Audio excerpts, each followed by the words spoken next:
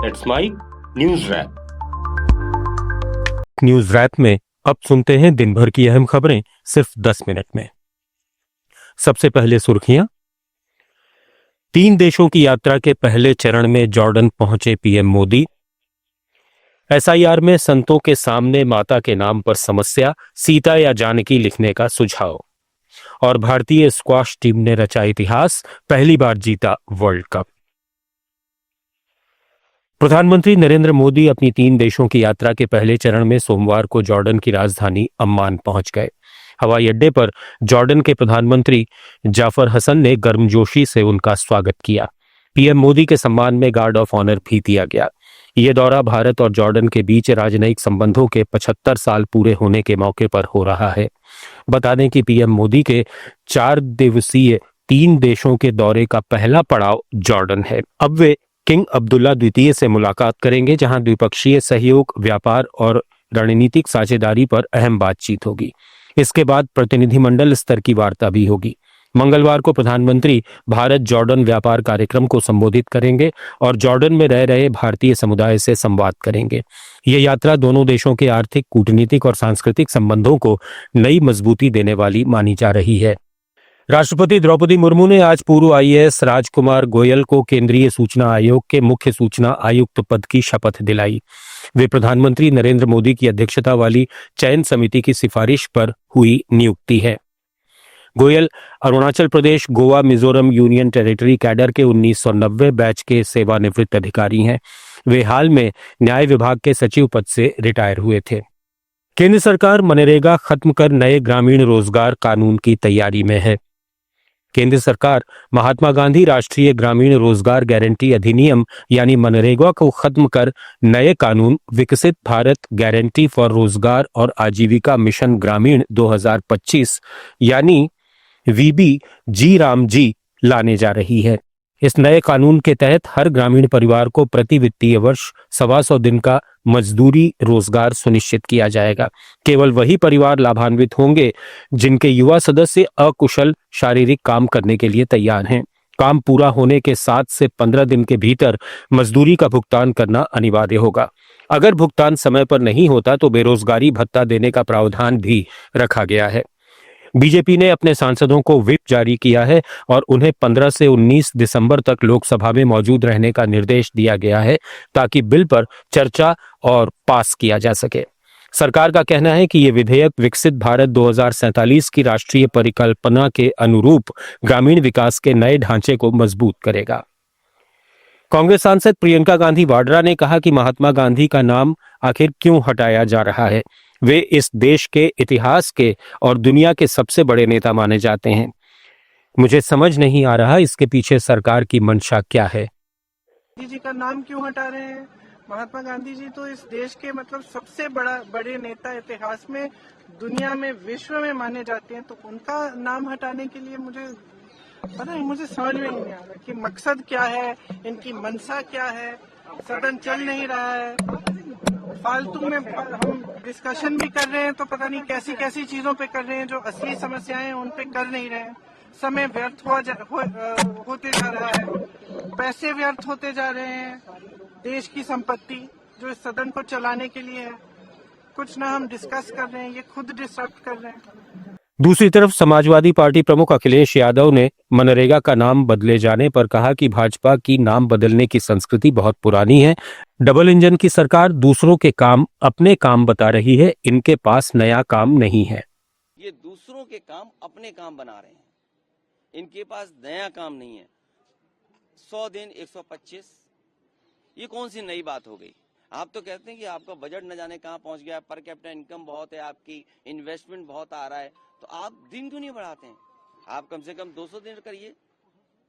खुशी तो तब होती जब आप 200 दिन से ऊपर ले जाते रोजगार और काम देते लोगों को, और फिर आप ऐसे नियम बना देते हैं कि आप उस योजना से बाहर नहीं जा सकते हैं। तो उसके नियम ऐसे हों, अगर नया नाम दे रहे हैं आप, दूसरे का काम अपना काम बना रहे हैं, तो आपको नियम भी ऐसे बदलने चाहिए। भारतीय जनता पार्टी में बड़ा संगठनात्मक बदलाव हुआ है। बिहार के वरिष्ठ नेता नितिन नवीन ने भाजपा के राष्ट्रीय कार्यकारी अध्यक्ष के रूप में पदभार संभाल लिया है। दिल्ली में पार्टी मुख्यालय में उनका जोरदार स्वागत हुआ, जहां अमित शाह और जेपी नड्डा ने उन्हें कुर्सी पर बिठाकर शुभकामनाएं दी। नितिन नवीन पूर्वी भारत से भाजपा के पहले कार्यकारी राष्ट्रीय अध्यक्ष बने हैं। वहीं बिहार भाजपा को भी नया अध्यक्ष मिल गया है। दरभंगा से विधायक और पूर्व मंत्री संजय सरावगी को बिहार भाजपा का अध्यक्ष बनाया गया है। जम्मू कश्मीर के मुख्यमंत्री और नेशनल कॉन्फ्रेंस के नेता ओमर अब्दुल्ला ने स्पष्ट किया है कि इंडिया अलायंस का कांग्रेस के वोट चोरी अभियान से कोई संबंध नहीं है।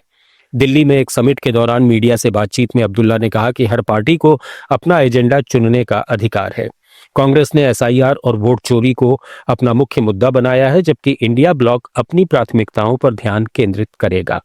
अब्दुल्ला ने यह भी कहा कि इंडिया गठबंधन वर्तमान में लाइफ सपोर्ट पर है। बिहार में जैसे परिणाम आए उससे गठबंधन कमजोर पड़ा है। उत्तर प्रदेश में मतदाता सूची के विशेष गहन पुनरीक्षण यानी एसआईआर ने बीजेपी के सामने नई राजनीतिक चुनौती खड़ी कर दी है। जहां इस प्रक्रिया का मकसद एक व्यक्ति को एक ही स्थान का मतदाता बनाना है, वहीं इसका असर अयोध्या, मथुरा और वाराणसी जैसे धार्मिक शहरों में रहने वाले साधु संतों पर पड़ रहा है। समस्या माता के नाम वाले कॉलम को लेकर सामने आई है, जिसे कई साधु सन्यासी अपने सांसारिक जीवन त्यागने के कारण नहीं भर पाते। आशंका है कि फॉर्म अधूरा रहने पर उनके नाम मतदाता सूची से हट सकते हैं। बीजेपी से जुड़े कई धार्मिक नेताओं ने समाधान के तौर पर माता के नाम की जगह सीता, जानकी या कौशल्या जैसे नाम दर्ज किए हैं। हालांकि चुनाव आयोग ने अंतिम तारीख बढ़ाकर राहत दी है, लेकिन धार्मिक केंद्रों में फॉर्म भरवाने की जटिलता फिलहाल पार्टी के लिए चिंता का सबब बनी हुई है। दिल्ली की जहरीली हवा को लेकर सुप्रीम कोर्ट के मुख्य न्यायाधीश जस्टिस सूर्यकांत ने चेतावनी दी कि प्रदूषण फैलाने वाले ज्यादातर अमीर वर्ग के लोग हैं, जबकि इसकी कड़ी मार गरीबों को झेलनी पड़ रही है। सुप्रीम कोर्ट में दिल्ली एनसीआर के बिगड़ते वायु प्रदूषण पर सुनवाई के दौरान जस्टिस सूर्यकांत ने कहा कि प्रदूषण की मार सबसे ज्यादा गरीबों पर पड़ती है, जबकि प्रदूषण फैलाने वाली गतिविधियों में अक्सर संपन्न वर्ग की भूमिका होती है।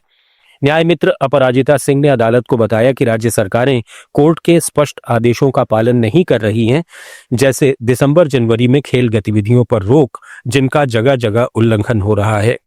कोर्ट ने मामले की अगली सुनवाई 17 दिसंबर तय की है। भारतीय स्क्वाश टीम ने वर्ल्ड कप में इतिहास रचते हुए पहली बार खिताब अपने नाम किया है। चेन्नई में खेले गए फाइनल में टीम इंडिया ने हांगकांग को 3-0 से हराया, जिसमें जोशना चिनप्पा, अभय सिंह और 17 साल के अनाहत सिंह ने शानदार प्रदर्शन किया।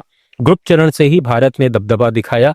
स्विट्जरलैंड और ब्राजील को 4-0, क्वार्टर फाइनल में दक्षिण अफ्रीका को 3-0 और सेमीफाइनल में डिफेंडिंग चैंपियन मिस्र को 3-0 से हराया।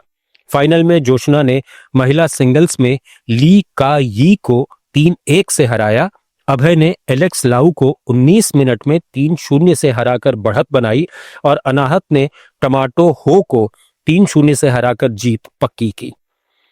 बेलावन सेंथिल कुमार को तो खेलना ही नहीं पड़ा। प्रधानमंत्री नरेंद्र मोदी और गृह मंत्री अमित शाह ने टीम इंडिया को इस ऐतिहासिक जीत पर बधाई दी है। भारतीय शेयर बाजार ने सोमवार को मामूली गिरावट के साथ कारोबार का समापन किया। बीएसई सेंसेक्स 54 अंक या 0.06% टूटकर 85,213 पर बंद हुआ। एनएसई निफ्टी 20 अंक या 0.08% नीचे 26,027 पर आ गया। व्यापारिक चिंताओं और विदेशी निवेशकों के रकम निकालने के बीच उतार चढ़ाव बना रहा। एयरलाइन कंपनी इंडिगो के शेयरों में 2% की तेजी आई, वहीं महिंद्रा एंड महिंद्रा के शेयर 2% लुढ़के। बैंकिंग क्षेत्र ने दिन के निचले स्तरों से उबरते हुए 400 अंकों से अधिक की छलांग लगाई, लेकिन समग्र बाजार में सतर्कता बनी रही। उधर भारतीय रुपए में गिरावट का सिलसिला जारी है। सोमवार को यह अमेरिकी डॉलर के मुकाबले 26 पैसे कमजोर होकर इंट्रा डे कारोबार में 90.75 के रिकॉर्ड निचले स्तर पर पहुंच गया। फॉरेक्स बाजार के जानकारों के मुताबिक भारत अमेरिका व्यापार समझौते को लेकर बनी अनिश्चितता और विदेशी निवेशकों की लगातार बिकवाली से रुपए पर दबाव बढ़ा है। न्यूज रैप में फिलहाल इतना ही। जुड़े रहिए लेट्स माइक के साथ। आप सुन रहे थे let's mic more than radio. Follow कीजिए हमें हमारे सोशल मीडिया प्लेटफॉर्म्स पर। It's time for news. It's time for More Than Radio. Presenting the first radio news app, Let's Mic. Let's Mic, a news-based app on your phone where you get to watch and listen news, talk shows, interviews, radio show podcasts, On Let's Mic, you get all relevant information of TV, print, radio, podcast, and digital. Let's Mic talks about